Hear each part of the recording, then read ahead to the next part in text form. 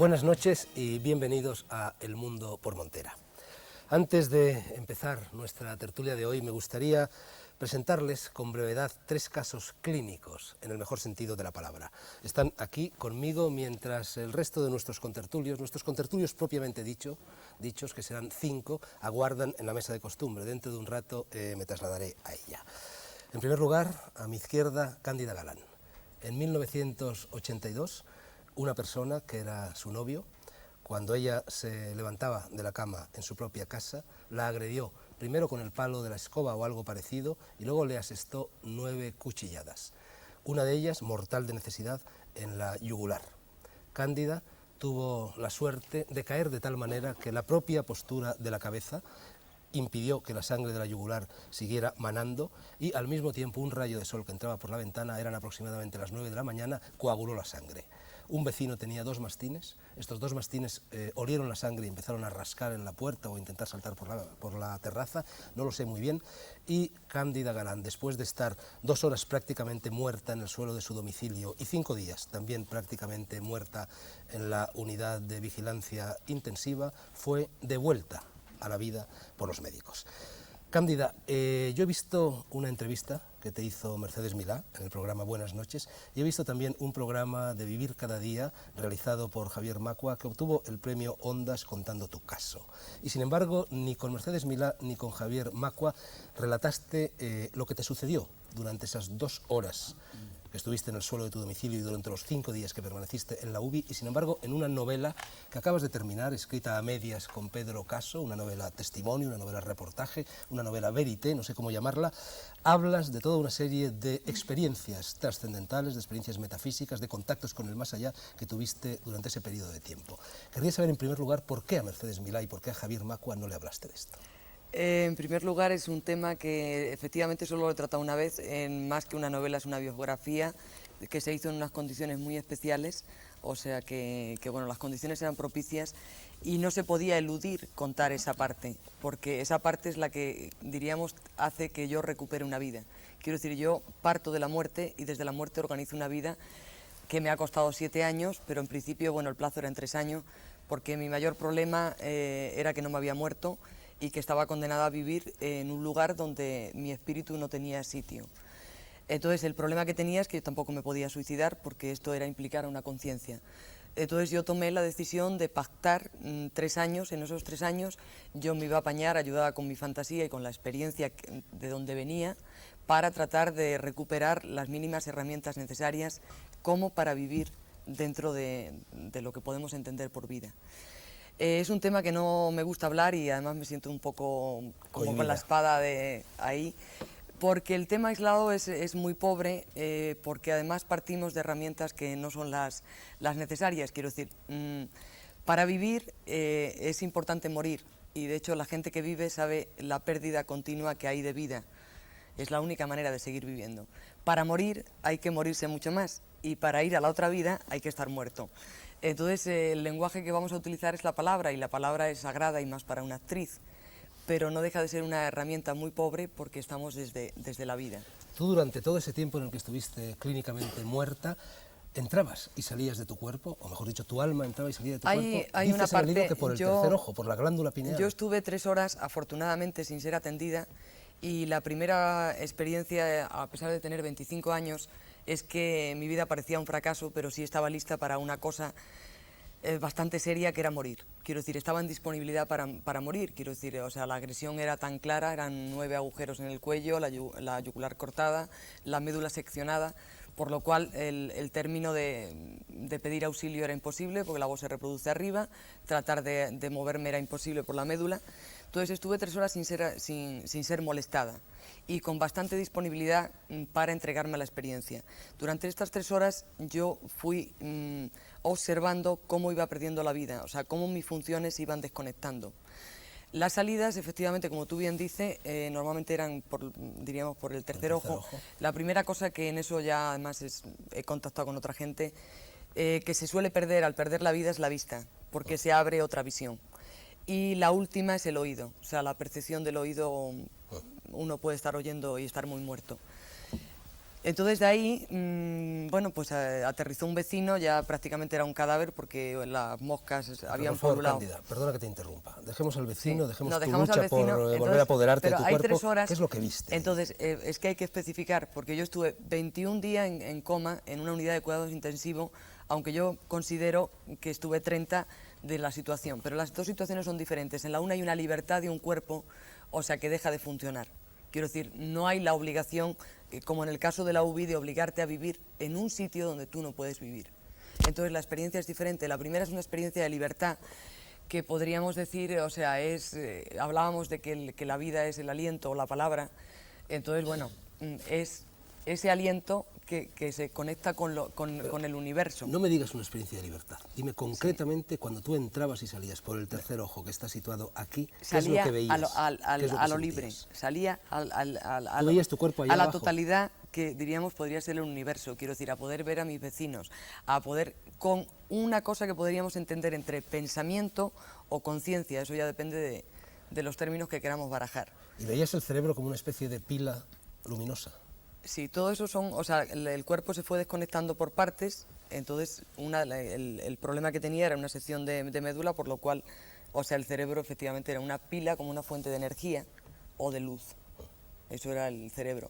Pero el tema voy a tratar de hacer una generalidad. Ese es un término de 3 horas donde además era bastante dulce porque es por pérdida de sangre. Quiero decir que no había dolor y lo único que había era salir, como diríamos, al universo. O sea, imagínense todo el espacio. De ahí entro a un hospital, hacen una operación urgente, hay unas horas que están en blanco y a partir de ahí sí hay más complicaciones y empiezo ya a estar muy limitada a tratar de bajar, diríamos, como en una espiral, Pero donde tú en esa espiral ibas y venías. En Iba ese y venía. periodo de la vida a la muerte. Sí. Incluso utilizas en el libro que has escrito la expresión de que era como si un ascensor se descolgara por un túnel. Eso y como forma si parte al de final una... del túnel hubiese la famosa luz que ven todas las personas Claro, que han tenido experiencia pero de esa este es una tipo. experiencia que, diríamos, está ya en la obligación de retenerte en un cuerpo. O sea, la primera experiencia que forma parte de 3 horas es como si de ahí, o sea, de ese pensamiento que se puede trasladar a través del universo, o sea, se llegara a fundir con una luz. A partir de ahí, o sea, la experiencia empieza a ser penosa y muy, muy costosa. En primer lugar, porque no hay espacio, o sea, para diríamos, ese ente que se traslada. ¿Llegaste a la luz o la viste Sí. únicamente? No, llegué a la luz. Y bueno, ¿Y qué sentiste al entrar en contacto con la luz, al es que fundirte quieres con ir ella? muy deprisa, pero vamos a tratar de ir por No partes. quiero ir yo muy deprisa, es culpa de televisión. Ya, entonces la historia es que hay un tránsito, o sea, tú pierdes el cuerpo y caminas, podríamos llamar pensamiento telepático, por llamarlo de alguna manera, porque te digo que estamos con un lenguaje muy pobre. Entonces, estás en tránsito, que sería lo que se entiende por túnel. O sea, en ese tránsito hay todavía conciencia, diríamos, de poder, como pensar o conciencia. Cuando atraviesas la luz no hay nada. Pero claro, estamos otra vez con la pobreza del lenguaje. O sea, decir que nada es plenitud es muy fuerte. Ahí ya no hay pensamiento, o sea, no hay nada. Entonces, lo comparativo con relación a lo que yo puedo relacionarme con los telespectadores y contigo, pues a ver, podríamos llamar en un estado de amor profundo, en un orgasmo muy especial donde deja uno de ser uno y se convierte en otra cosa, en un dolor que ya no es dolor, que ya no tiene un aliento. Tú Quiero dices- decir, ¿con qué me relaciono yo? Tú dices a que la partir de eso? conciencia se fundía en el horno del amor. Me parece que Sí, utilizas sí, esa es frase. totalmente. Además, aquí empieza a ser una experiencia que solo se puede entender desde una base espiritual. Quiero decir, lo de la mente, o sea, hasta ahí podemos discutir entre la mente, que es el túnel, pero en el otro lado solo se puede entender desde una experiencia que podemos llamar espiritual. Cándida, ¿sí o no? ¿Tú, después de esa experiencia, eres diferente, te sientes diferente, vives de forma diferente? Sí, yo sé que estoy aquí y que bueno, estaré hasta que termine lo que tenga que hacer, que será mi propia experiencia o ¿Y aquello crees que tenga. después hay algo? Después de la muerte. Es que además todo el que no ¿Sí crea o no? debería ¿Qué te creer. diría? Sí, no, por supuesto. Pero Gracias, sería Cándida. muy bueno que todo el mundo creyera que hay... Seguiremos hablando. Vale. Nuestro segundo testigo es Ana Asensio Barquero, murciana. Yo conocí a Ana cuando estaba dando una conferencia en Murcia hace pocos meses y no sé qué es lo que dije en esa conferencia, pero sí sé que al término de la conferencia tú te acercaste y me contaste que habías tenido una experiencia de muerte en vida, que tenías un problema de aorta que los médicos ignoraban y que debido a una serie de circunstancias que no son del caso, bueno, se te paró el corazón, tuviste un coágulo y durante 20 minutos estuviste también clínicamente muerta. Sí. ¿Qué viste? ¿Qué sentiste? Te hago la misma pregunta que a Cándida durante esos 20 minutos. Bueno, yo voy a intentar explicarlo porque yo antes no me había preocupado mucho del tema y tampoco tengo así muchas palabras, no he leído prácticamente nada. Lo voy a Mejor. explicar tal como lo viví. Así no estás maleada. Entonces, mira, pues yo tuve un paro cardíaco, se me paró el corazón y intentaron reanimarme los médicos y no lo consiguieron. Entonces ya transcurrido un tiempo, pues yo volví a la vida. Entonces en ese tiempo que yo estuve en el más allá, no llegué al final, eso también lo puedo decir. Yo al principio hubo unos momentos, no sé si segundos, décimas de segundos, minutos, no sé medir el tiempo que fue, en que yo luchaba interiormente por quedarme aquí en esta vida. Es decir, en la otra vida. No, no, en esta. Yo luchaba interiormente por estar aquí. Transcurridos esos segundos o momentos, no lo sé, pasé a un estado de relax total, algo maravilloso, ¿no? Que Te sentías bien, la muerte sí, era placentera. Sí, vamos, yo esa sensación no la he sentido nunca en esta vida, ¿no? Y viste, porque Y hay una serie de entonces elementos comunes. me vi yo. Te viste, desde me vi. fuera. Sí. No, yo no me vi. Te Me ves vi. por dentro. No, ya verás. Me vi en una hamaca de esas que ponen entre dos árboles. Es muy curioso porque yo nunca he estado en una hamaca de esas. Me vi flotando hacia una luz muy intensa que tampoco la he visto aquí. Era una fuerza muy, muy poderosa. Yo lo explicaría. No es energía, es una cosa. No sé cómo explicártelo, pero una especie de energía. Esa luz Me tiraba de ti. atraía. ¿Y llegaste hasta la luz o no? Sí, cuando ya estaba llegando a esa luz, esa misma luz me impulsaba hacia atrás. Me dijo una voz muy dulce, tampoco he oído a nadie hablar así nunca, me dijo que tenía que volver.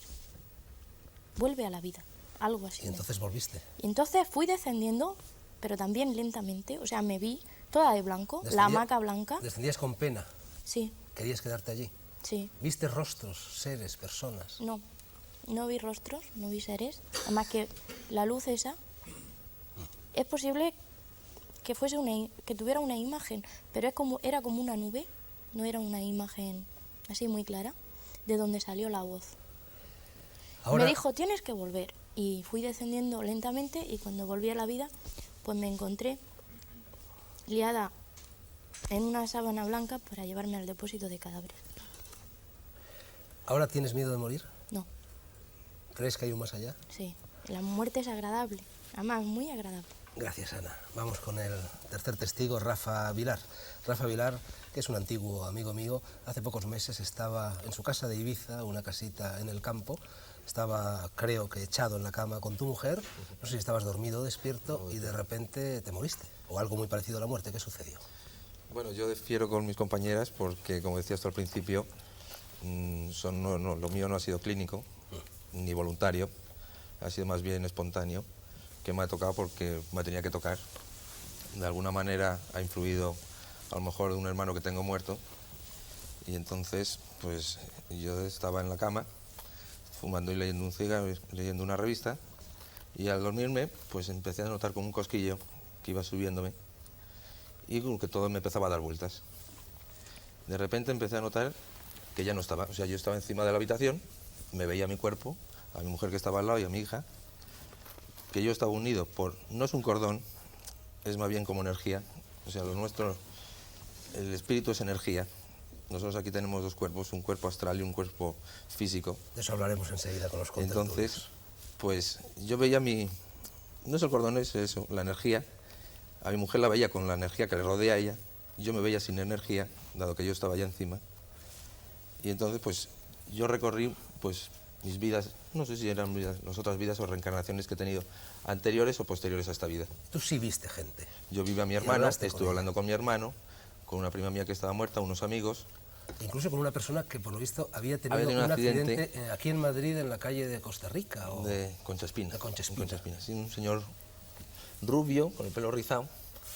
Y entonces él llegamos a una situación tan elevada que veíamos otra vez como una puerta, o sea, debería ser un nivel mucho, mucho superior. que esta persona pues me estaba contando que es que había tenido un accidente y entonces él penetró a ese el siguiente nivel y a mí me pararon, me dijeron, no es tu momento, tienes que regresar.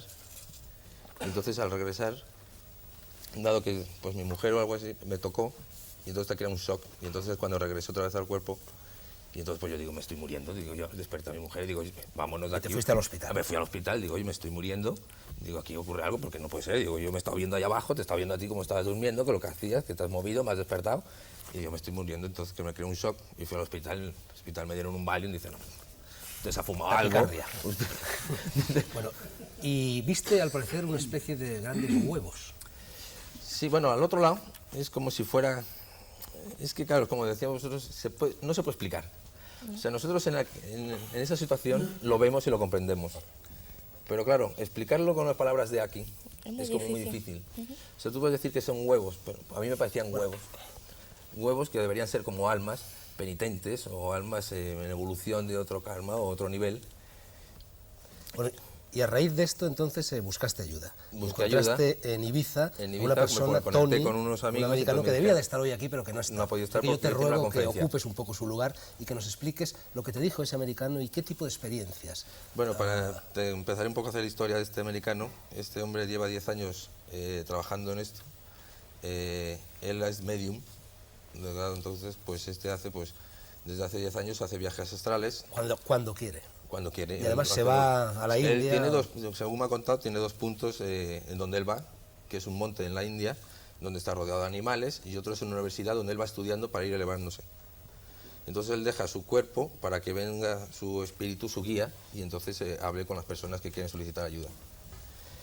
Y este americano tuvo algún problema cuando murió su madre, porque su madre Sí. tiraba de él y no le dejaba Sí, desplazarse. al más o menos parecer, yo por se lo el conté éter. porque, claro, yo le dije que tenía un hermano que se había muerto, entonces él me comentó que, claro, él de alguna manera también había pasado esto, de que cuando él murió su madre tiraba de él, entonces él hizo un viaje astral para conocer la familia astral de su madre, y parecía que estaba un poco incómoda, porque cada uno tenemos una familia astral. Sí, eso sostiene el americano, ¿no? Que Sí. perdemos nuestra familia terrena y que nos encontramos con una encontramos familia diferente. diferente, que es nuestra familia astral, que no tiene nada que ver con esta. Y entonces él fue a comunicarse con su familia astral para ver qué problemas tenía la madre, para saber qué comunicación tenía aún con su hijo. Entonces, pues que dijera que cada uno siguiera su vida, solucionaron su vida, y entonces cada cual, que es lo que me ha dicho a mí, que tengo que hacer un viaje astral o a través de él, pues ponerme en contacto con mi hermano para que mi hermano haga su camino, yo siga el mío y no me siga haciéndome problemas y cosas de Y estas. tú no has vuelto a tener ninguna experiencia de este tipo. No. ¿Te gustaría tenerla o te asusta?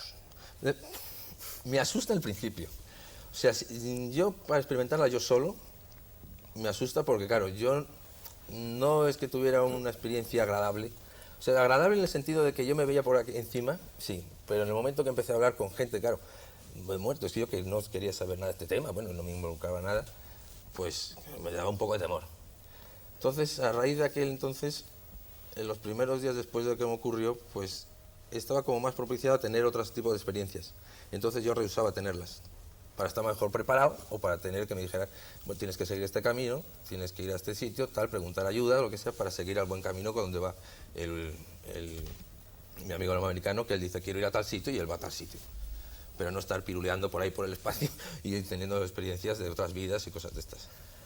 Bueno, gracias Rafa, os ruego que a partir de este momento en el curso de la tertulia os incorporéis desde aquí libremente cuando queráis, y voy a leer con mucha brevedad un fragmento de un libro mío que escribí hace cosa de 15 años y que es estrictamente autobiográfico. Dice así: lo que llamamos vida es solo un prepararse a bien morir, o a morir mal, cosa harto común. ¿Tenemos miedo de la muerte? Imposible. Ese sorbo equivale a un alfilerazo instantáneo que además no vuelve. Lo que nos asusta es el lago desconocido cuyas olas lamen mansamente la cara en sombra del moribundo. O la nada, como algunos acostumbran decir. ¿Qué sucede tras la bendición del sacerdote y el postrer beso de los deudos? No es verdad que nadie lo sepa. Basta con hacer memoria, porque todos llevamos muchos trances así en el fondo del armario. O de escuchar a Lázaro, a Orfeo, a Ulises, a Cristo, a cuantos fueron y volvieron. En los misterios, el iniciado muere y resucita. Aún más fácil, hay drogas capaces de provocar muertes reales que sin embargo no son mortales. Las he probado.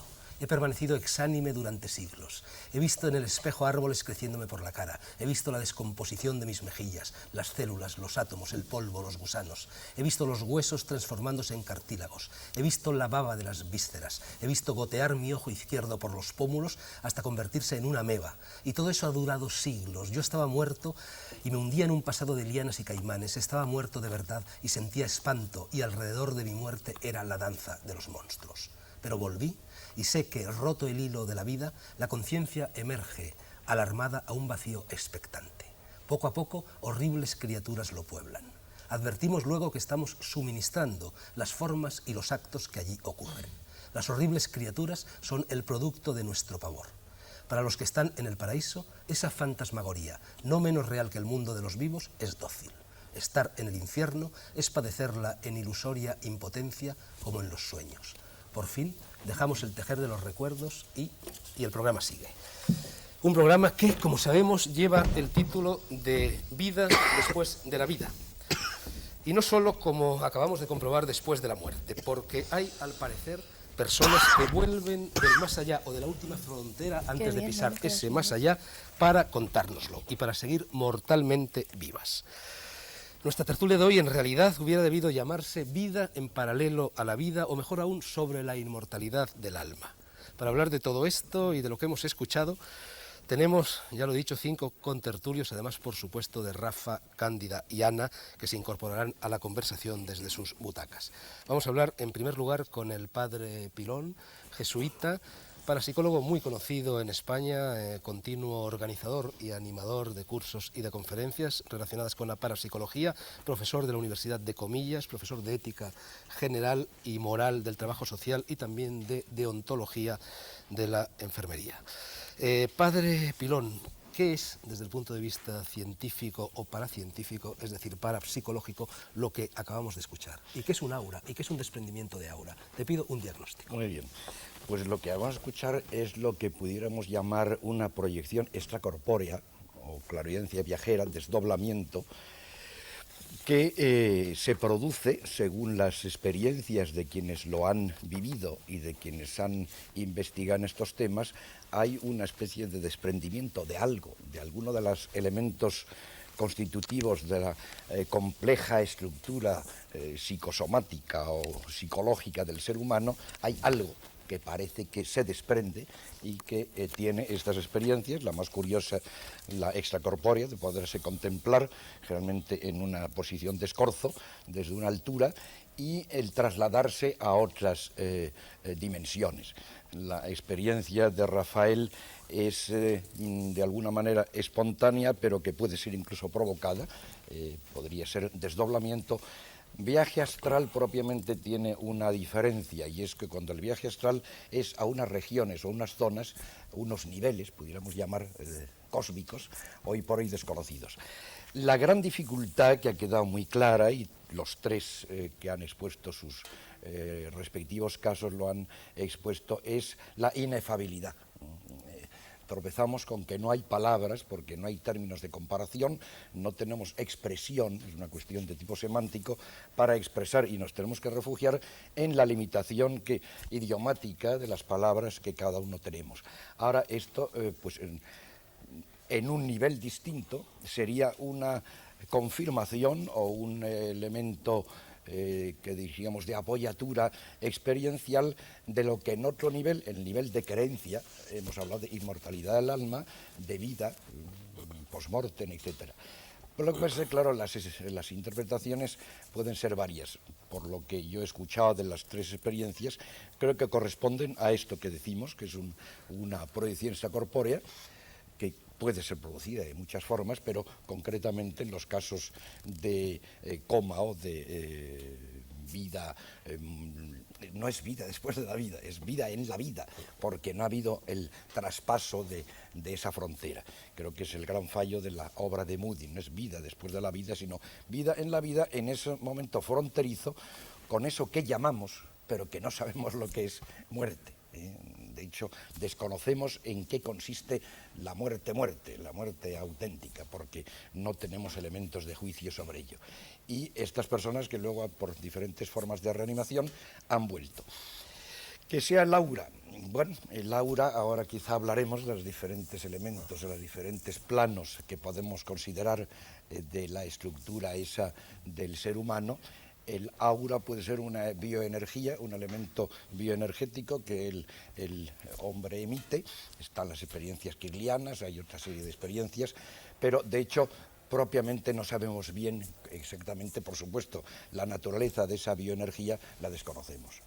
Que puede haber un desprendimiento, puede haberlo, como aparece por las experiencias que han contado y otras muchas que existen.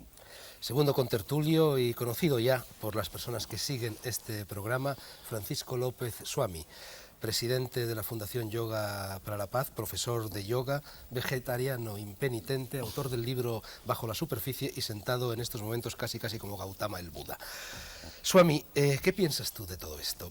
Yo no sé si el hecho de que seas profesor de yoga obliga a suponer que crees en las reencarnaciones, como creen la práctica totalidad de las personas de Oriente, de las personas del budismo, de las personas del hinduismo. Y en el caso de que creas en las reencarnaciones, ¿cómo podría conciliarse la teoría de las reencarnaciones con la teoría de la evolución? Porque si hubo una época en el mundo en la cual no existían seres humanos, nadie podía reencarnarse en ser humano, sino en gran simio, todo lo más. También me gustaría saber, por cierto, Swami, ya que tú eres tan vegetariano, si crees que todo esto que acabamos de escuchar y la posibilidad de que cuando matamos y comemos un animal estemos devorando a un ser humano, quizá, que se ha reencarnado, es un valor añadido, una plusvalía para ser vegetariano, además de los innumerables argumentos dietéticos y espirituales que avalan esa postura. Has hecho no una, sino varias preguntas, todas capciosas. Y las preguntas capciosas Así siempre son algo ladinas. Así es que las responderé de manera discursiva. En primer lugar, no creo yo en la reencarnación como no creo en nada, porque soy hombre de pensamiento, no de fe. Ni siquiera creo en mis propias convicciones, que son las buenas. Así que no es la cuestión de mi fe en la reencarnación lo que importa aquí. Pero sí te diré que el tema me preocupa, porque como he tenido la desgracia de nacer y vivir en el fondo de un océano de ignorancia, aquellas cosas que trascienden lo tangible, que son el más acá y el más allá, se convierten de pronto en las grandes cuestiones, ante las que todas las demás son pequeñas. No es un tema para tratar a la ligera, y las hipótesis y las especulaciones están bien como entretenimiento, pero realmente la cosa es muy profunda y es muy seria. Yo anticipo que no le temo a la muerte, y que además, cuando estoy hablando de la muerte, o cuando las personas hablamos de la muerte, no estamos nunca, o no debiéramos nunca referirnos a la desaparición de la vida, sino únicamente a la muerte de algo físico, que es el cuerpo, y que está sometido a las leyes de los cambios de la energía.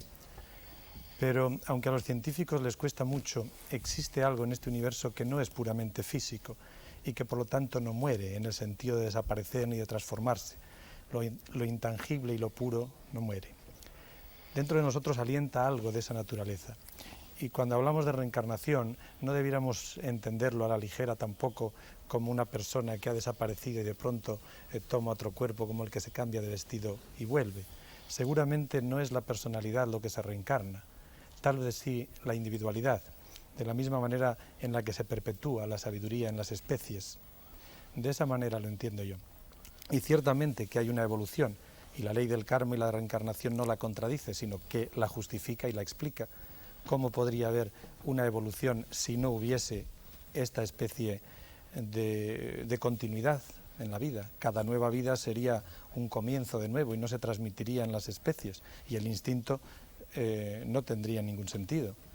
Entonces, de esa manera sí que creo que la evolución es lo que explica la vida, y contestando a la última de tus preguntas, te diré que aunque en una época no hubiera hombres, eso no quiere decir que la evolución quedase detenida, puesto que todas las formas vivas que existen provienen de una evolución.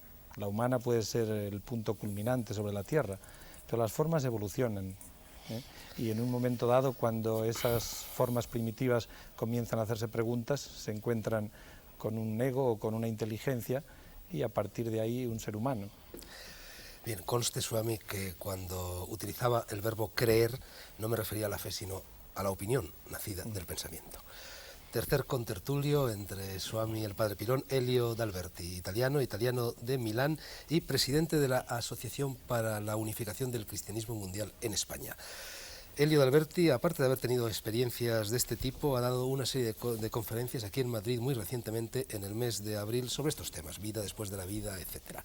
Elio, yo leyendo todos estos libros y estudiando este asunto, me ha llamado la atención comprobar cómo todo lo que se cuenta, tanto las personas que han tenido experiencias de este tipo como los autores de libros que no las han tenido, coinciden con lo que de pequeños en el catecismo nos decían. Hay un ángel de la guardia, hay 7 cielos, como decían los gnósticos, hay purgatorio, hay limbo, es decir, todo ese lenguaje que parecía más bien creado pues para casi como fábulas infantiles, es el que utilizan también los científicos o los paracientíficos que se ocupan de este asunto.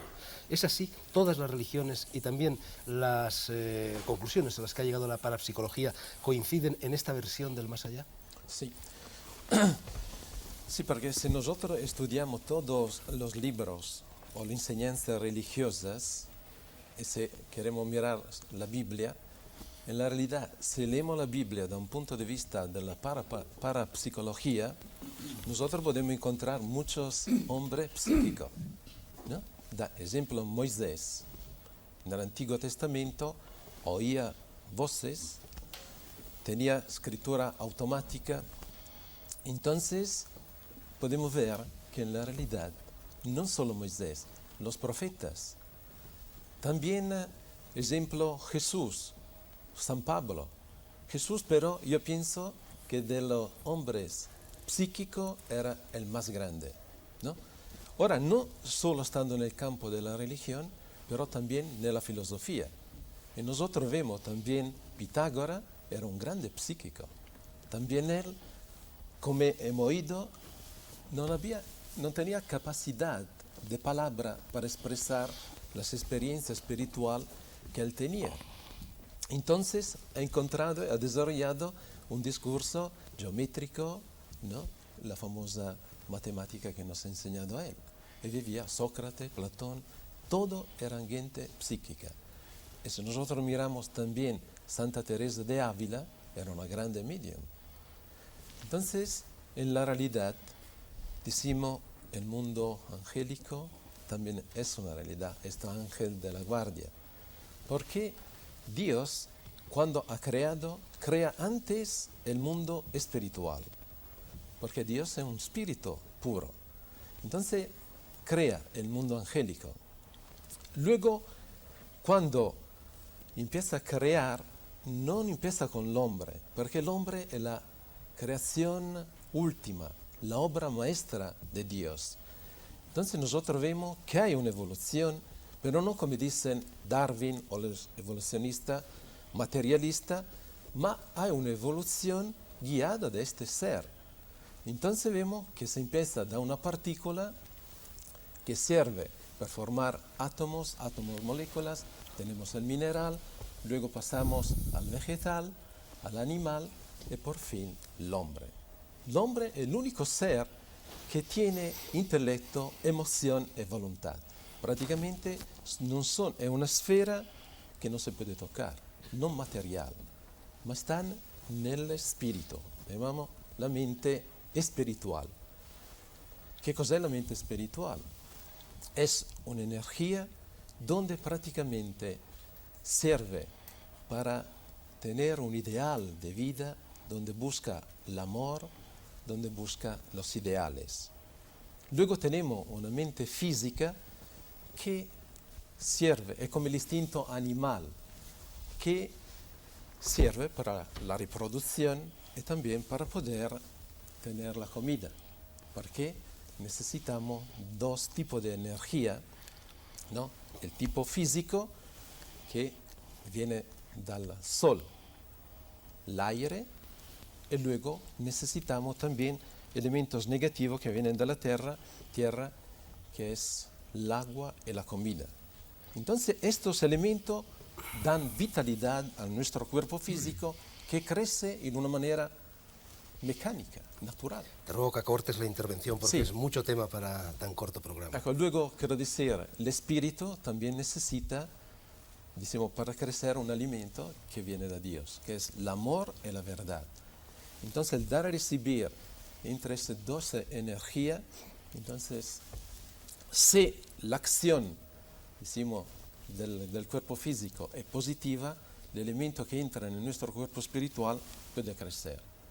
Entonces el resultado que el hombre en la realidad, según decimos, la idea de Dios, es que podía crecer en una vida, era alcanzar la madurez. Cuarto contertulio, Salvador Paniker, también conocido por las personas que siguen el programa, escritor y escritor científico. Fue ingeniero, aunque yo creo que le tiraba más lo de escribir que lo de la ingeniería. Salvador, yo no sé si predomina en ti el escepticismo característico de los científicos o predomina en ti la tendencia a la fabulación de los escritores, que en tu caso además lo uno y lo otro se ve agravado por el hecho del mestizaje. Eres hijo de padre hindú y de madre catalana y has flotado siempre entre estas dos aguas. Y quizá como europeo y occidental tiendes a escuchar todas estas cosas que se están diciendo aquí pues como tonterías, y quizá como hindú y como escritor, en cambio, te las tomas en serio. Yo querría conocer tu opinión y también querría saber qué opinas acerca de esa fractura entre filosofía y ciencia que se produjo sobre todo en el siglo XIX y que creo yo que es la que ha provocado el hecho de que en Occidente este tipo de temas todavía se consideren con escepticismo, aunque están cambiando bastante las cosas. Stephen Hawking, sin ir más lejos, está volviendo a unir la filosofía con la ciencia. No, respecto a lo último, es evidente que hoy día se va a una cierta reconciliación de filosofía y ciencia, que de hecho nunca han estado tampoco tan separadas como se dice, ¿no? Lo que sucede es que la ciencia era tan arrogante. Al final del siglo pasado se decía que estaba todo, se sabía todo, solo había dos pequeñas excepciones, que era la radiación del cuerpo negro y la constancia de la velocidad de la luz. Pero dice, el día que se sepa esto ya lo tendremos todo dominado. Claro, de estas dos pequeñas excepciones ha nacido la teoría de la relatividad y la física cuántica, que han arruinado precisamente todo el antiguo edificio. O sea que ha habido un ataque de modestia y de relativismo en la propia ciencia, y ha habido muchos científicos que paradójicamente han descubierto una conciencia cósmica o incluso mística. Bueno, yo he publicado como editor, que también soy en la editorial Kairos, escritos místicos de Einstein, de Planck, de Eddington, de Jeans, de Schrödinger, de Bohr, de los más grandes. O sea que en ese sentido hay una cierta reconciliación. Ahora, yo debo decir que a medida que oía hablar a mis contertulios me estaba poniendo bastante nervioso, efectivamente, porque efectivamente yo estoy en una mezcla. Te lo notaba. Y entonces yo evidentemente no me puedo tomar en serio. Quiero decir, no me puedo tomar en serio muchas de las cosas que aquí se han dicho. Es decir, yo no negaré en absoluto que lo que han descrito las personas que has puesto tú testimonialmente son lo que se llama, han tenido estados alterados de conciencia, evidentemente, qué duda cabe. Ahora, lo que después nos lo han explicado con tanta carga de interpretación, uno porque se lo ha enseñado un gurú americano, el otro porque ha leído otras cosas, otro por lo que sea, que, claro, yo creo que lo que puede haber sido esta experiencia pura, ya ellas mismas o ellos mismos no saben muy bien lo que ha sido. El hecho es que incluso filosóficamente nunca hay experiencia sin interpretación. Hay siempre una interpretación porque no hay experiencia sin un cierto lenguaje. No, para eso estamos aquí, para interpretar. Claro, por eso estamos aquí. Claro, entonces yo sería efectivamente muy escéptico, y tampoco me convence que ahora se monte toda una escolástica sobre estos estados y sobre todas las cosas que más o menos hay una tradición, efectivamente, la tradición hermética que tanto te atrae y todo esto, pero que no dejan de ser metáforas. Yo creo que precisamente lo que está equivocado cuando decimos la vida después de la vida es el adverbio después, porque si cuando termina precisamente la ciencia nos ha demostrado que todo lo que vemos, la percepción ordinaria, es efectivamente una construcción convencional, lo que llamamos estado normal de conciencia es un estado convencional, y los otros existen con tanto criterio, con tanto derecho como estos, eso es absolutamente cierto, y que ahí fuera solo hay una especie de vibraciones y que nosotros, el cerebro, las reconstruye a lo mejor holográficamente y construye un universo convencional que creemos en nuestra ingenuidad que es el real. Eso es efectivamente que no es así. Ahora, trasponer esto, primero, después del morir, lo que hacemos es salir del espacio-tiempo, por lo tanto, volver a inventar unos antropomorfismos para este misterio mucho más absoluto, a mí no me parece serio. No me parece serio, porque a menos que lo tomemos como unas metáforas o como una página muy bella como tú has leído, que tú has escrito. Esto es literatura, en el buen sentido de la palabra, no lo digo peyorativamente. La literatura también tiene intuiciones. ¿Y qué duda cabe que se esconden unas intuiciones reales sobre esto? ¿Qué duda cabe de que yo mismo he tenido unas ciertas vivencias? Ahora, quiero decir con esto, y con esto resumo para no alargarme demasiado, que científicamente no nos autoriza absolutamente nada a hablar de una alma separada, de unos ángeles, de todas estas cosas que son metáforas históricamente condicionadas, lenguajes que han servido incluso muchísimas veces como mecanismos de defensa para la gente que tenía miedo de morirse y que por lo tanto han sido recursos culturales, bueno, pues superestructuras. Freud ya decía que todos en nuestro inconsciente nos creemos inmortales. Eso es evidente, claro, porque y ahí voy. En cambio, la experiencia, por lo tanto, científica no nos autoriza a decir nada. La experiencia mística, que es lo que a mí más me interesa, y en ese sentido me reconozco hindú, y yo mismo he escrito y he publicado, porque siempre una de mis obsesiones ha sido que no hagamos misticismo de baratija, que no degrademos estas cosas. Por eso me ha gustado cuando el Swami ha dicho que esto de la reencarnación, cuidado, y yo también digo lo mismo. Es decir, ¿qué es la esencia de la experiencia mística? El hinduismo, que en esto discrepa del budismo, te diría que es el llegar al acceso del Atman, o sea, de este yo que no muere porque tampoco nace. Porque yo estos egos nuestros, de todos nuestros contertulios de hoy aquí separados, me parecen tan patéticamente limitados que no me cuesta ningún esfuerzo intelectual pensar que van a desaparecer. Ahora, cuando uno ha tenido alguna vez una experiencia, llamémosle trascendente, en lo que, y quizá estas personas que han tenido esos estados de conciencia extraña que nos han hablado antes, han alcanzado un vislumbrar esto, lo que uno percibe es una cierta incompatibilidad, digamos absoluta, entre el yo, con mayúscula, y el no ser. Y eso es cierto. Es decir, si yo soy, y lo digo en presente de indicativo, por lo tanto, fuera del tiempo, en este presente, en esta pequeña vislumbre de que es lo eterno, efectivamente hay una repugnancia absoluta al no ser. Y entonces por ahí se cuelan efectivamente vivencias de todo tipo, que pueden ser desde poéticas hasta extrasensoriales, del todo tipo que sea. Ahora, yo lo que quiero decir que la vivencia básica de la experiencia mística es que hay un yo. El hinduismo diría que es un yo único, que es Brahman, que se divierte tomando infinitos disfraces, ¿no?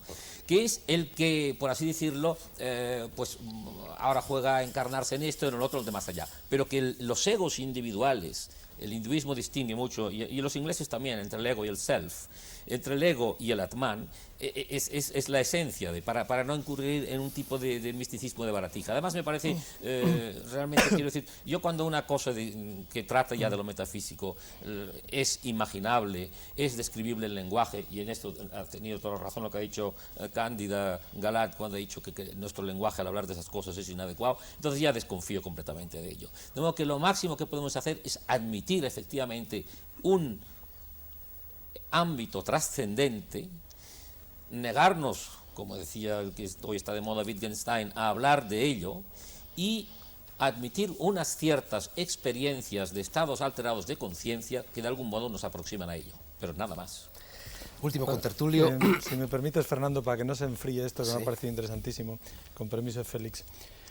Yo, por supuesto, suscribo todo lo que ha dicho Salvador, pero tomando el hilo de esta última expresión de los estados de conciencia, creo que habría que echar sobre el tapete que nuestra vida no es solamente esto que tangiblemente vivimos, sino que realmente cada día atravesamos distintos estados de conciencia, como el que cambia el canal de televisión, y que lo que vivimos ahora como una realidad sólida deja de serlo en cuanto penetramos en el mundo de los sueños, que a su vez se convierte en otra realidad incuestionable, y que desaparece en cuanto nos despertamos o en cuanto dormimos profundamente, y que este tránsito a través de distintos estados de conciencia nos puede llevar a la conclusión de que estos no son únicos y puede existir todavía otros estados de conciencia que sean muchos más puros. Y si analizamos con atención todas estas palabras, vemos que hay una que se repite todo el tiempo, que es consciencia, y este es el secreto. Tal vez el hombre sea solo un fenómeno de conciencia que se manifiesta en distintos planos y de distintas maneras a través de ese fenómeno que llamamos la mente, que toma distintos conciertos de realidad y que tendemos a analizar todos los estados desde esta realidad limitada, pero que en pureza, en purismo, es irreal. Y por tanto, cuando hablamos de muerte lo estamos haciendo desde una irrealidad, pero que convencionalmente hemos aceptado como real. Y a partir de ahí todos son dislates y equívocos. Por tanto, quien analice que cada noche se muere un poco y que morirse no es desaparecer, sino entrar en otros estados de conciencia, tal vez le pierda un poco el miedo a la muerte. Y luego continuaremos porque no quiero robar más tiempo. Vamos a ver lo que nos dice nuestro último contertulio, Félix Gracia, que ya estuvo aquí en el programa dedicado precisamente a las ciencias ocultas, que es un hombre de empresa, pero un hombre de empresa que con el seudónimo de Juan Gascón acaba de publicar en la revista Más Allá 3 interesantísimos, al menos desde mi punto de vista, artículos sobre lo que nos espera después de la muerte. Yo querría que con mucha brevedad, sé que es difícil, Félix, nos pusieras aquí encima la raspa de la sardina de tus artículos para que pudiéramos discutir sobre tus hipótesis. Tú dices que hay 4 niveles: el físico, el vital, el astral y el mental. Arranca de ahí y cuéntanos todo. La humanidad prácticamente desde el principio ha considerado que el ser humano era un ser muy complejo, formado por más elementos de los que se podrían sintetizar en una parte física y una parte espiritual. Hay algo más. Y prácticamente todas las culturas, tanto de Oriente como de Occidente, han hecho un reconocimiento de esa complejidad del ser. Fíjate que la cultura egipcia, por ejemplo, reconocía en la persona, en el ser humano, 3 cuerpos, el Ak, el Ba y el Ka. Y además ellos admitían que uno de esos cuerpos, después de muerto, se reintegraba con la divinidad, lo que nos hace pensar que ellos suponían que esa parte que se reintegraba con la divinidad debía ser de su misma esencia, de su misma naturaleza, ya que de otro modo difícilmente se puede conseguir una afinidad, ¿no? Un entronque de 2 cosas que no sean afines entre sí. Y reconocían además que otro elemento, otro de esos 3 cuerpos permanecía todavía vivo durante un cierto tiempo. Y pensando precisamente en ese cierto tiempo que vivía, ellos momificaban a sus cadáveres y le ponían incluso alimentos pensando que podían usarlos y demás. Las culturas actuales, o la cultura actual, determinadas filosofías siguen prácticamente hablando de lo mismo. Quizá la terminología ya no es igual, pero la esencia viene a ser idéntica. Tienes movimientos como la teosofía y la antroposofía que reconocen efectivamente que el ser humano está formado por no una parte física llamada cuerpo y otra parte no física llamada alma, sino por un cuerpo físico y otros cuerpos invisibles llamados astral y mental. Y además un cuarto cuerpo, se podría decir, que sirve de elemento de conexión entre el físico, que es el visible, y el astral y el mental, que son los no visibles. Y el ser humano se contempla a la luz de estas doctrinas como alguien que vive o algo que vive, que coexiste simultáneamente en un plano que es el físico y en otros planos no visibles como son el astral y el mental. Algo parecido a lo que Swami acaba de explicar hace un momento.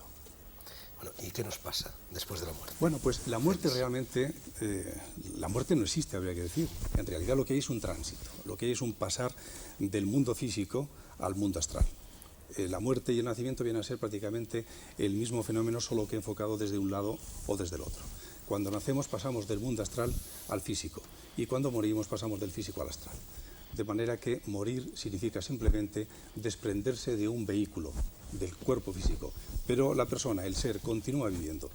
Y de hecho en todas las experiencias que se recogen, no de posmuerte, de postmortem, como ocurre con los libros estos de Moody, sino porque son experiencias efectivamente llevadas a cabo, vividas en la vida, pues recogen más o menos esta visión. El cuerpo, o sea, el personaje se contempla fuera de su propio cuerpo. Félix, ¿es cierto que se ha comprobado científicamente que un ser vivo, en el momento de expirar, precisamente en ese momento, pierde peso?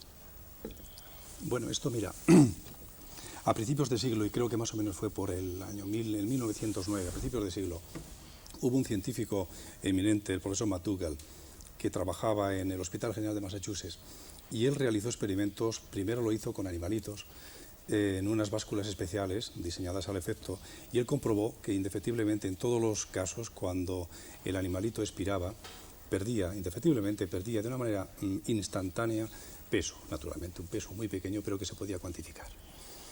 Él había hecho igualmente experimentos con seres humanos, incluso, primero hizo los experimentos con seres humanos porque él sospechaba la existencia de algo que en el momento de la muerte se podía separar. Quizá él pensaba en el alma, ¿no?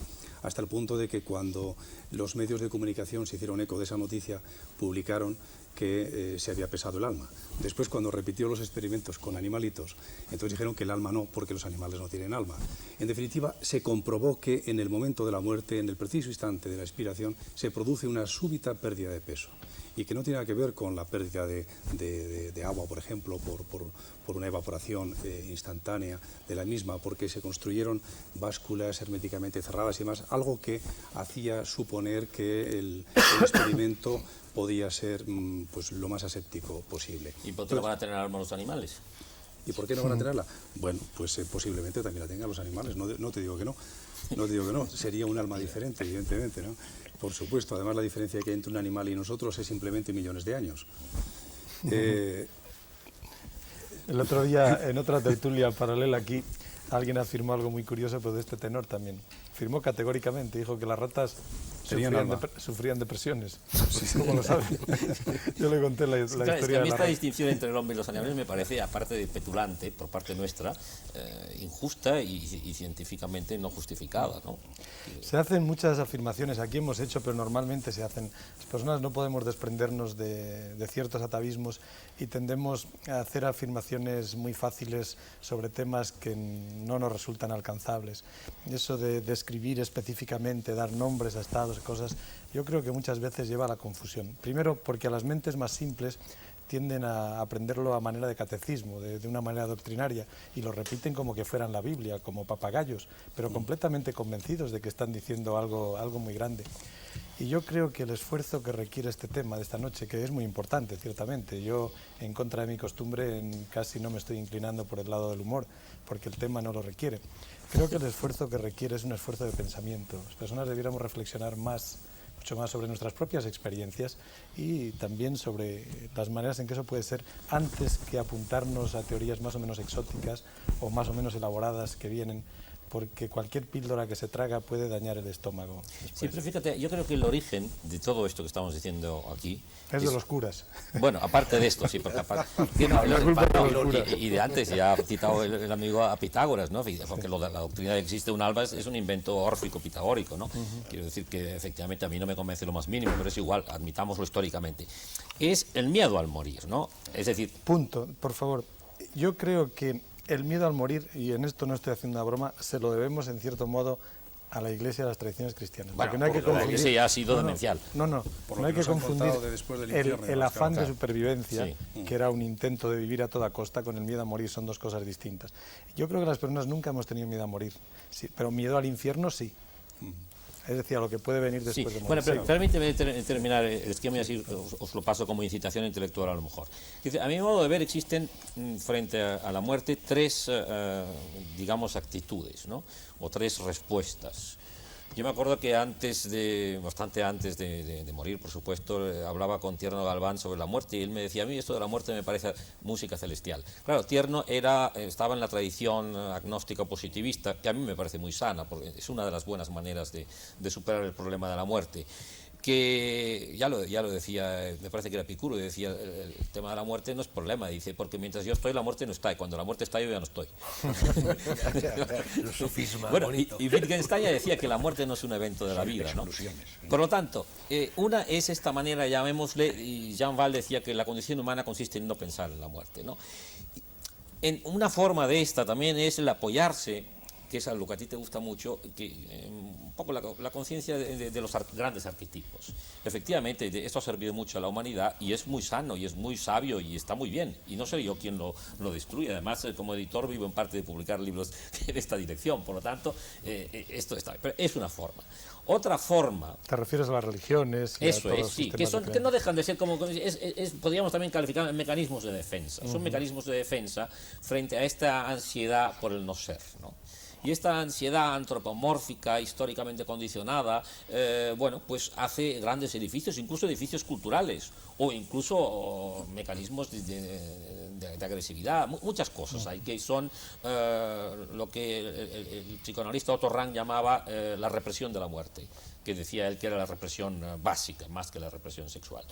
Bien, digamos que esto entra en la categoría de la... Ahora, hay otro punto que es el que yo insisto, y con esto puedo estar un poco justificada mi presencia aquí, en eso estaría de acuerdo quizá con vosotros, en lo demás creo que no, que es lo que yo llamaría la postura mística. Pero hay muchas clases de mística, porque hay una mística intramundana, el señor que se entrega completamente a una causa y vive el presente intensamente.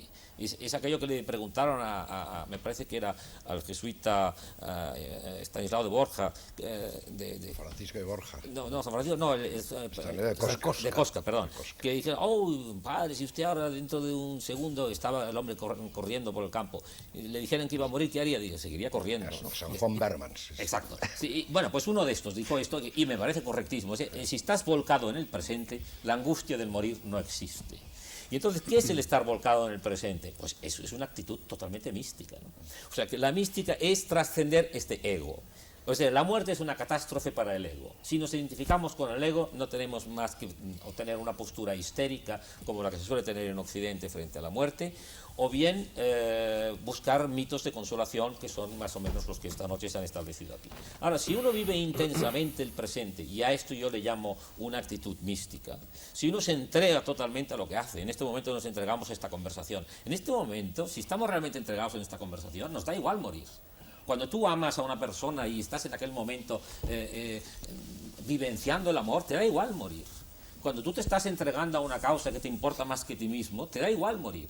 Cuando tú estás defendiendo a un hijo tuyo que a lo mejor le puede tener una amenaza, es que te da igual morir. Incluso te gusta. Yo esto ya no diría tanto, pero bueno.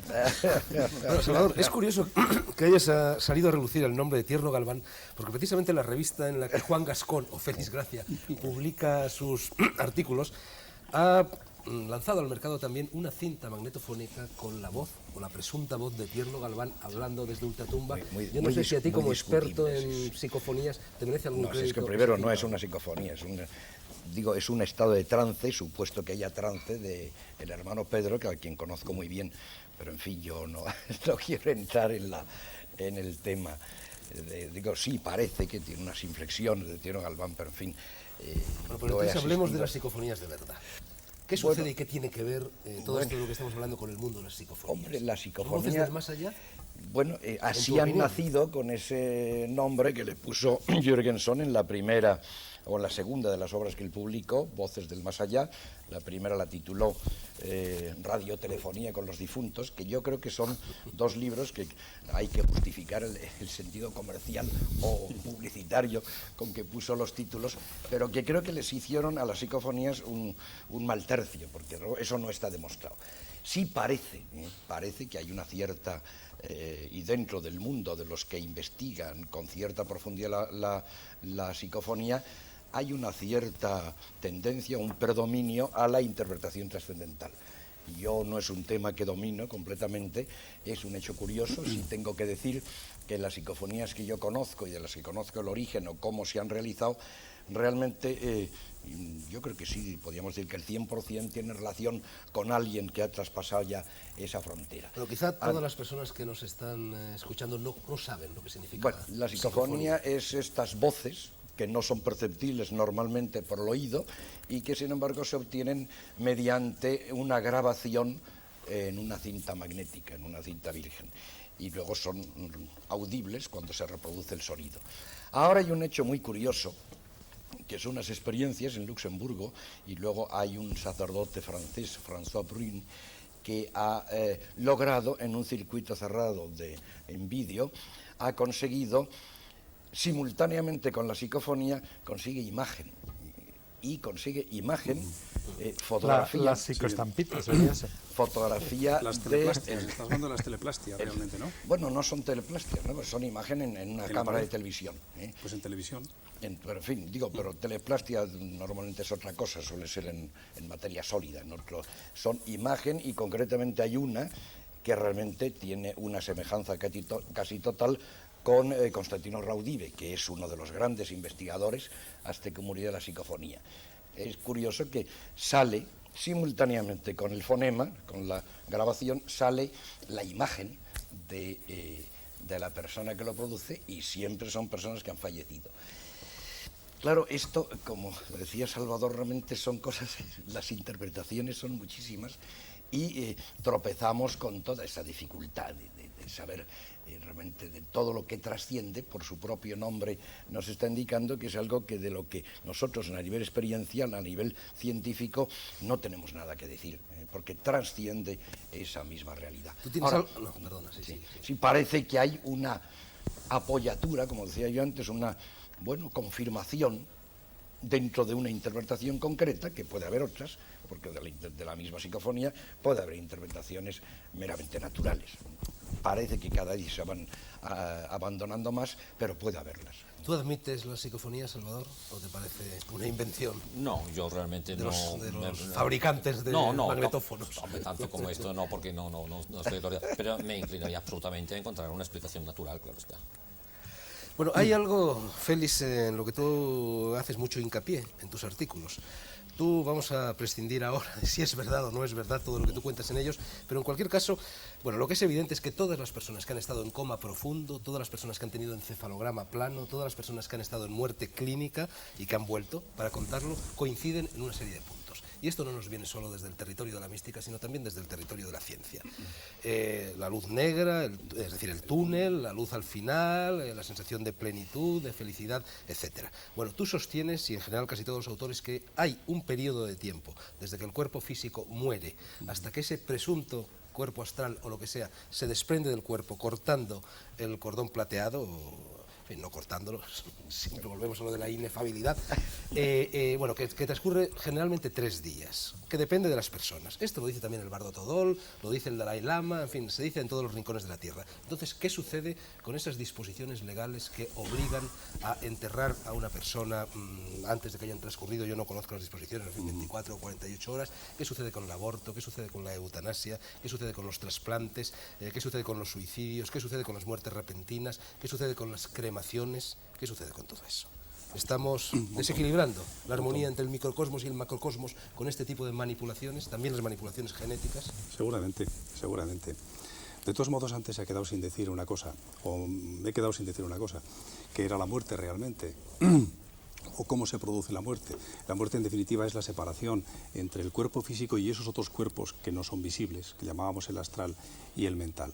Y esa separación puede tardar en producirse, la separación definitiva puede tardar en producirse unas horas, incluso unos días, porque entre los cuerpos no visibles y el físico hay un elemento de conexión, un elemento de comunicación que antes Rafael, cuando nos contaba su experiencia de desdoblamiento astral, pues él mismo dice que veía, no era un cordón, pero era algo que se parecía, era una especie de madeja, un tanto deshilachada, si quieres, energética, que le mantenía en comunicación, en contacto, eso que era él que estaba arriba flotando en la habitación y su cuerpo que lo veía yacente en la cama. Desprovisto el cuerpo de la cama, además, de energía. Entonces, eso es la muerte realmente, esa separación y la interrupción de la comunicación entre ambos vehículos, lo que sería la ruptura de esa especie de cordón, sería la muerte definitiva. Pero eso puede tardar unas horas, efectivamente, o un día o 2 días, incluso podría tardar hasta 3 días. De manera que cualquier manipulación que sobre el cuerpo se hiciese antes de que ese elemento de conexión entre el cuerpo físico y los superiores se hubiese roto, pues podría realmente, pues perjudicar todo lo que supone de adaptación a la nueva vida aquí después. Porque claro, aquí Salvador, por ejemplo, antes él ha mostrado su escepticismo y me parece muy bien, como un hombre de ciencia que es, porque todo esto que estamos hablando esta noche, Fernando, no está contemplado dentro del paradigma actual donde estamos ahora. De manera que cualquier revisión que hagamos de un fenómeno, de una experiencia, aunque sea real el fenómeno, si no está contemplado dentro del paradigma, dentro del modelo social que tenemos establecido, modelo científico, por supuesto lo tenemos que descartar porque de hecho a priori está ya descartado él, ¿no? Pero lo cierto es que son experiencias reales. Y deberíamos actuar... ¿Podría interrumpir de una pregunta? Interrumpe. Estas afirmaciones que haces de que el cuerpo astral al separarse puede tardar unas horas o incluso hasta 3 días, y que están tan rotundamente afirmadas, ¿en qué se basan? Hombre, desde luego no se basan en la experiencia personal, si estás pensando en eso. Como casi todas las cosas se basan en las revelaciones formuladas, en los comentarios formulados por personas que supuestamente han conocido todo esto porque les ha sido transmitido. Antes, nuestro amigo italiano Elio D'Alberti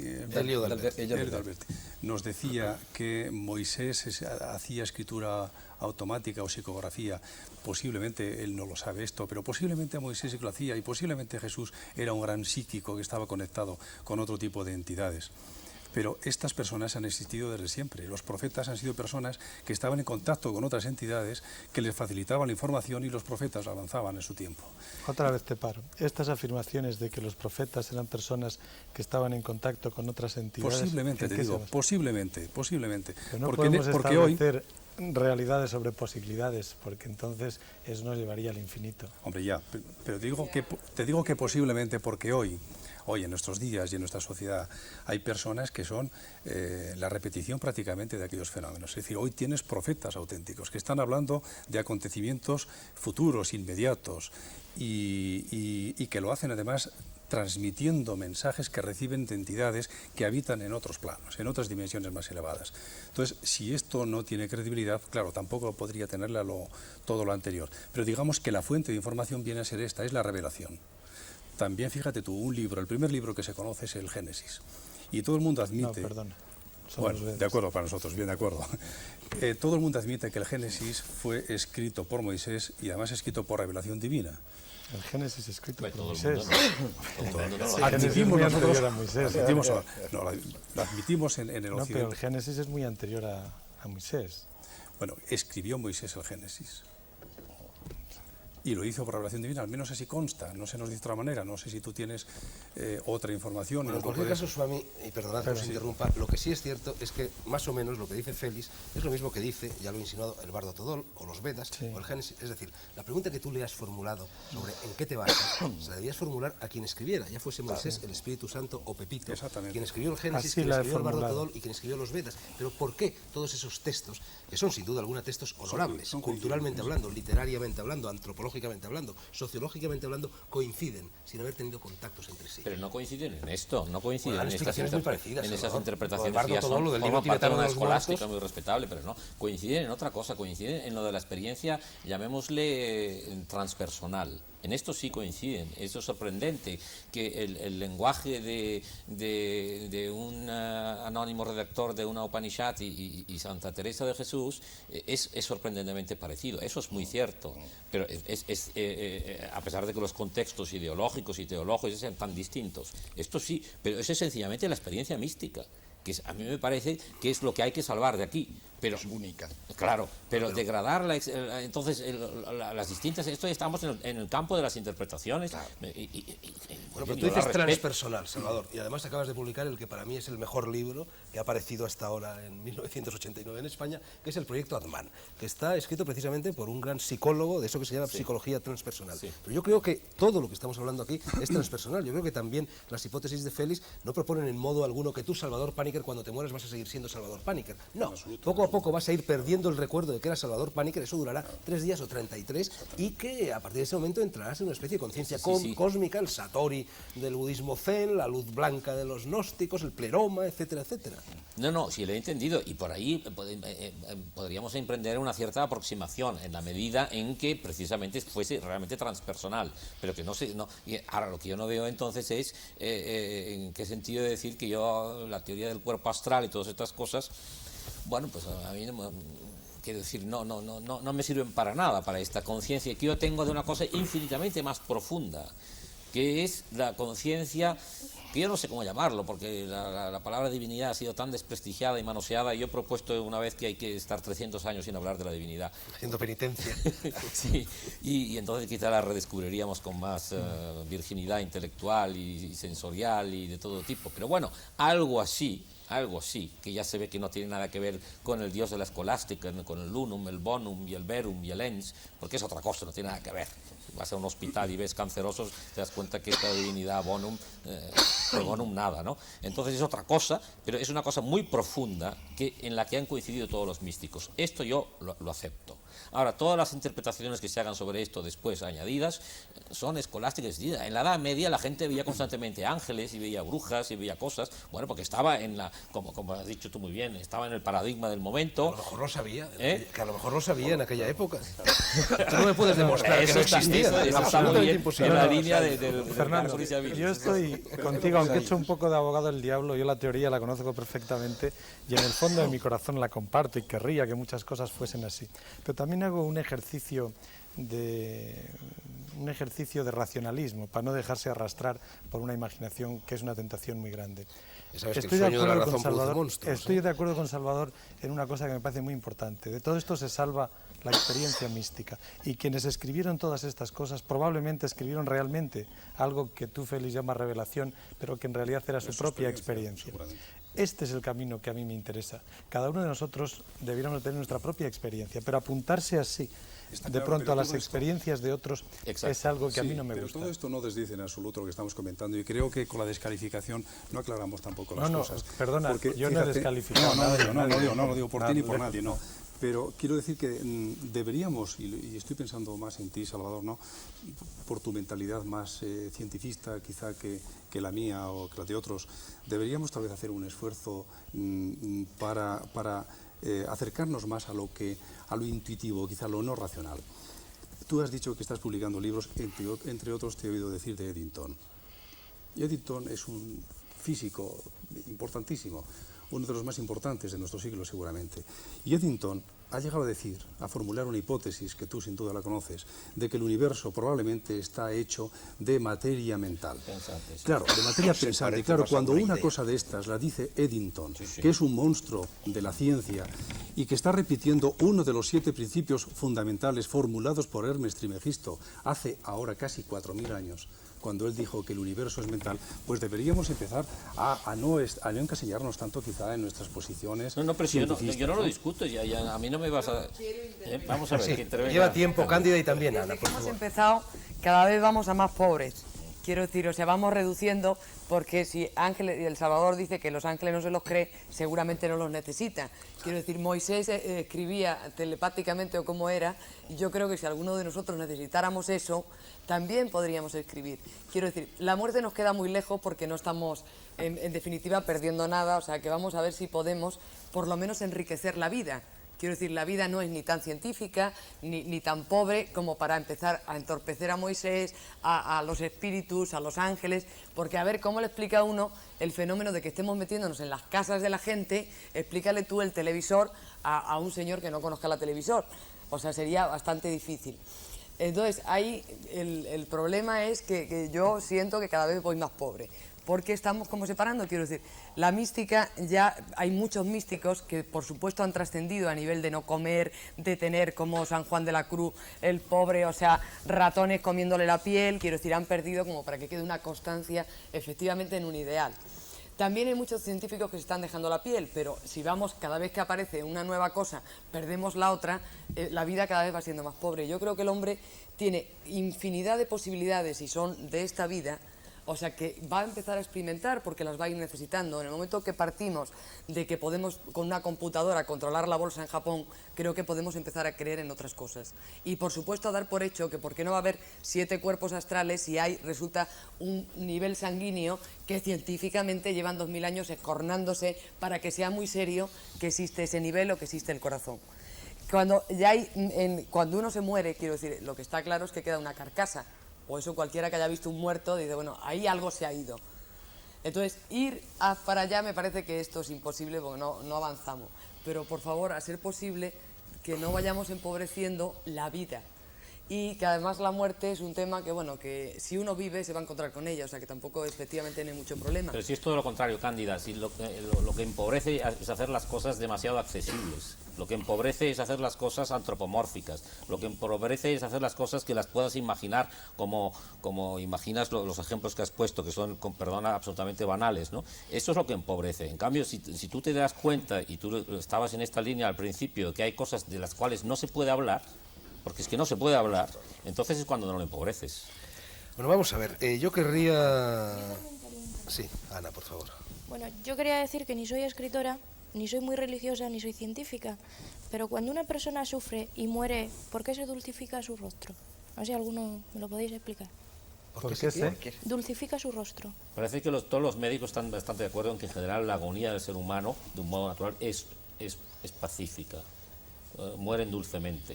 Y yo las personas que he visto morir, las he visto morir efectivamente dulcemente. Entonces yo pienso que lo que yo he vivido ha sido una cosa dulce. No he traspasado la línea de la vida a la muerte, ¿no? Eso estoy totalmente segura, porque si lo hubiese traspasado no estaría aquí, estaría Ahí allí. vamos. No has traspasado esa línea, pero ¿tú crees que has visto esa línea? ¿Has visto esa frontera? Sí, estoy completamente segura. No, porque lo que yo quería preguntar hace un momento Y no es... era en qué medida este tipo de experiencias del túnel, de la luz blanca, de la plenitud, no se deben en modo alguno a la muerte, sino a una droga que genere el organismo un mecanismo de defensa de cara a la muerte. No es una teoría mía, es una teoría del doctor López Ibor, también del hermano del doctor López Ibor, que sostienen eso y que sostienen, por lo tanto, que prolongar artificialmente la vida es un dislate porque se está impidiendo al enfermo, que naturalmente moriría con dulzura, se le está impidiendo esa muerte dulce. Bueno, yo te quiero decir una cosa, a mí no me pusieron nada. A mi madre sí, mi madre estuvo en la agonía 4 o 5 días en la UCI, porque a mi madre, por un problema de médicos, o sea, le pincharon el pericardio para ver si tenía una enfermedad y, bueno, se murió. Es una prueba muy difícil. A mi madre la tuvieron artificialmente porque el riego sanguíneo había muerto y entonces ella estaba muerta, ¿no? Pasa que el corazón seguía latiendo. Mi madre estuvo en agonía un tiempo. Pues todo ese tiempo que estuvo mi madre en la agonía, que fueron 3 días, yo estuve al lado de ella. Entonces yo vi una serie de cosas, como su rostro, del sufrimiento, de la lucha que ella llevaba, porque ella ya sabía que iba a morir. Cuando le hicieron esa prueba y la sacaron, ella sabía que cuando la metieran al quirófano, efectivamente salió ya muerta. Pues ese rostro, de ese dolor que sacó del quirófano, se fue dulcificando hasta la agonía, ¿no? Cuando Sí, eso está agonizó, claro, no lo puede negar ni Salvador Pani. No. El rostro de una persona a la cual está entubada en esa cámara de los horrores que tú, Cándida, dices Pero, para desde luego, designar la me UBI. parece una Y luego la sensación barbaridad. de paz Sí. de cuando esa persona muere, esto está claro, lo hemos visto todos, ¿no? Sí, efectivamente. Y a mí me parece muy plausible la posibilidad de que el cuerpo humano segregue o algún tipo de endorfina o lo que fuere que facilite ese tránsito. Me parece muy plausible. Yo no sé lo que Ahora, padre fíjate Miró como que eso parapsicólogo y en su como último- sacerdote. No, en su último... Es que, claro, como sacerdote nos moríamos en otro plano en que esto no es un plano de orden teológico, de fe, de creencia, que es distinto. Ahora, el doctor Moody, en su último libro, Más allá la luz, va él discutiendo todas estas interpretaciones que se han dado, de droga, de tipo químico, de alteraciones de tipo psicótico, etcétera. Él las va, sería muy largo aquí, por supuesto, pero ahí él va discutiendo y afianzándose en la hipótesis suya de que no hay nada que tenga una interpretación de este orden, sino más bien que son experiencias fronterizas, como él llama, en el umbral de la muerte.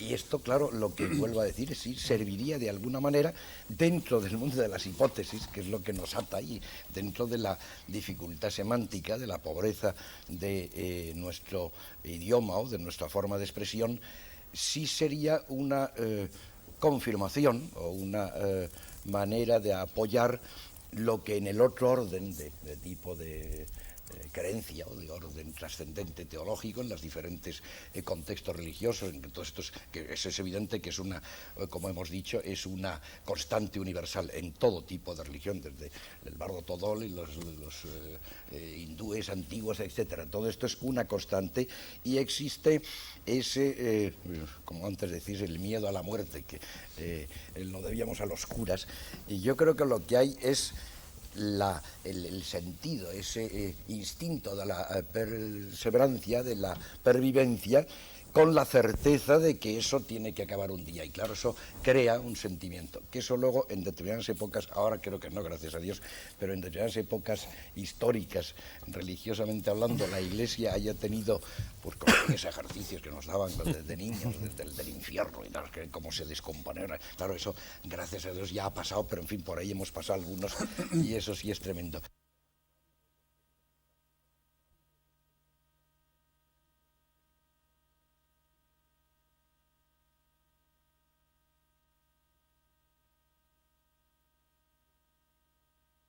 Nuestras malas acciones y el cielo lo contrario, la buena conciencia producida por nuestras buenas acciones. Pienso- Al menos eso es lo que vienes a sostener tú. Sí, Más o menos, sí. creo que no hay ese infierno, ¿no?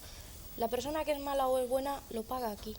Bueno, yo pienso que lo que dices tú del infierno, del cielo, es el infierno es bajar del nivel, en vez de subir del nivel, que es el propósito nuestro en la tierra, el ir subiendo de nivel es retroceder en nivel. Yo quería hacerle una pregunta a los contertulios de que cómo es posible que cada vez haya más personas en la tierra. ¿Qué debe haber? ¿Una fábrica de almas? ¿Cómo es posible que cada vez seamos más? ¿cómo Dice, coincide el crecimiento demográfico si con nos las reencarnamos en reencarnaciones? personas, o es que los animales se van reencarnando y van subiendo el nivel y se van reencarnando en personas. ¿Cómo es posible que cada vez que seamos más? Esa es una pregunta muy fácil, ¿eh? Yo la teoría me la sé muy bien. No solamente nos van reencarnando, no solamente animales irían tomando almas o cuerpos humanos, sino que además puede que haya muchos otros planetas y puede que haya muchas almas en purgatorios y esa no es una pregunta grave.